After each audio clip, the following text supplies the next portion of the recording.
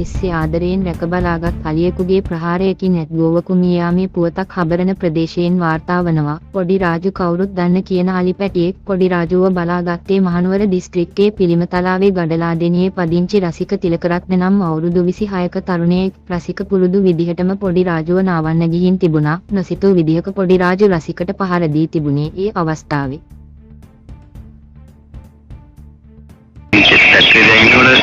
අක්කගෙන ඉඳලා එයා කෑගගෙන ආව මල්ලි අතන.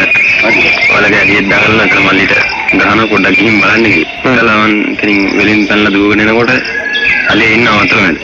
ගලවන් රාජිකයි ඒ අලිය බලපු අයියාගෙන වාසික.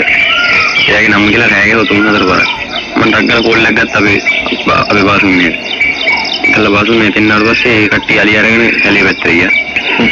කළා පෙවත්තේ වැඩට ඉන්න තායියා කෙනෙක් ඇත්ත එක්ක අපි දෙන්න පොඩ්ඩක් බහලා බලනකොට අර අයියා දැක්ක කකුලක් ආවෙනවා වගේ. වතුරේ. ඔව්. කළා උඹලා උඩට ඇදලා ගන්නකොට අපි අයියා වතුරට ගලා අයියා වතුරට දාගෙන ඉඳලා තියෙන්නේ. ඊට පස්සේ කොට අරගෙන එන්න ඉස්පිරිතාලේ අරන් ගියා. යනකොට නැතිලා කියලා කිව්වා.